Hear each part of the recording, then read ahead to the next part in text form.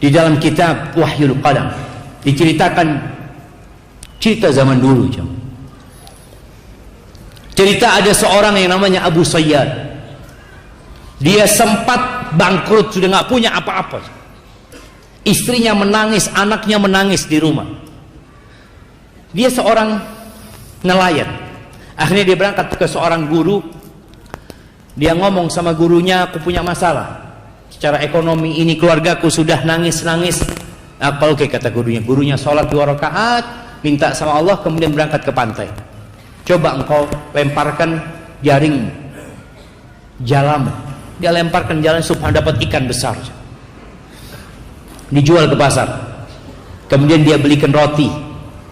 Kalau bicara dulu jamaah, makanan itu masya Allah nikmat yang sangat besar. Dia beli roti 2, yang satu isinya madu, yang satu isinya keju.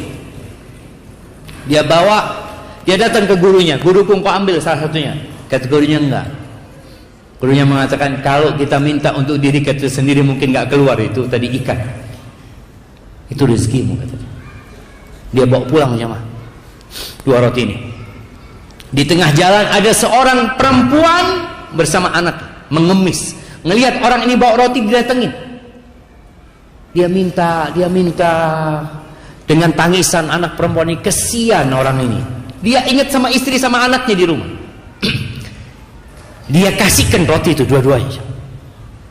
Lalu anak itu tersenyum jemaah. Senang dia makan dengan lahapnya. Yang Abu Sayyad pusing, nggak berani pulang ke rumah.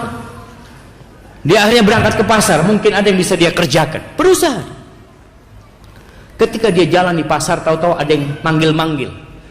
Man yadulluni ala Abi Sayyad. Siapa yang ngasih tahu aku Abu Sayyad, katanya. Abu Sayyad, kata dia. Kata orang aneh pasti, itu yang jalan tuh, kata dia. Dipanggil lah Abu Sayyad, kata dia. Ada apa engkau, kata dia. Dia cerita, aku punya utang sama bapak 30.000 dirham. Masya Allah, 30.000 dirham itu kira-kira 3.000 dinar. Dia bisa buat beli kambing 3.000 ekor. Kalau antum nggak kebayang tuh ya, 3.000 ekor kambing.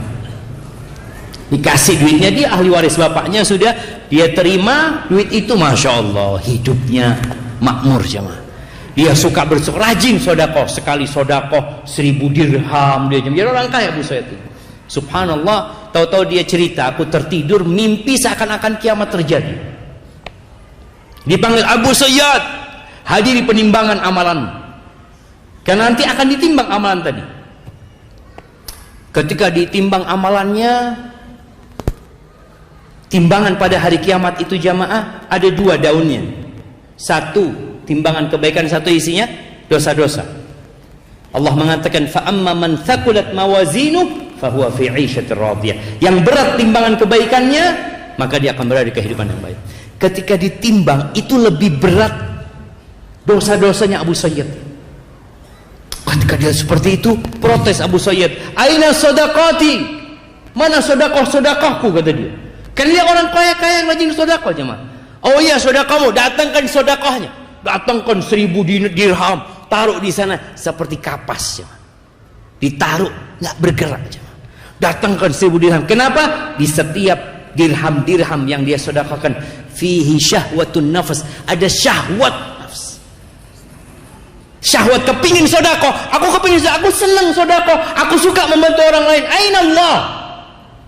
Kalau engkau sedekah hanya untuk kesenangan, bukan lillahi ta'ala.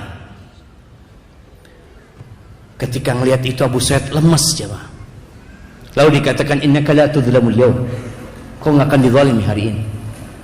Kata dia. Masih ada amalanmu, kata dia. Apa lagi, kata? Ada 2 roti, kata dia. Kata Abu Sayyid, 1.000 dirham aja enggak ada. Beratnya apa artinya 2 roti itu? Ditaruh roti itu jemaah. Itu timbangan jadi sama jemaah. Dia lihat, ya Allah, kata dia. Bayangkan. Sedekah yang sedikit, tapi ketika ikhlas lillahi ta'ala, yang nggak ada syahwatun nafs sama sekali di situ, jadi berat. Kemudian dia mulai optimis Abu Sayyid ini. Dan ada satu lagi amalan, senyuman perempuan, anak perempuan itu ketika engkau kasih roti. Tahu jemaah, di antara amalan yang paling dicintai Allah, sururun tudkhiluhu ila muslim. Amalan yang paling cinta Allah itu kegembiraan yang kau transfer kepada hati seorang muslim. Jadi senyumnya anak perempuan ini timbang. Ketika ditimbang jumplang itu jemaah. Berat amalan itu jemaah. Maka ketika beramal tolong sering kita bermuhasabah. Jangan sampai amal soleh kita ternyata nggak ada bobotnya pada hari kiamat.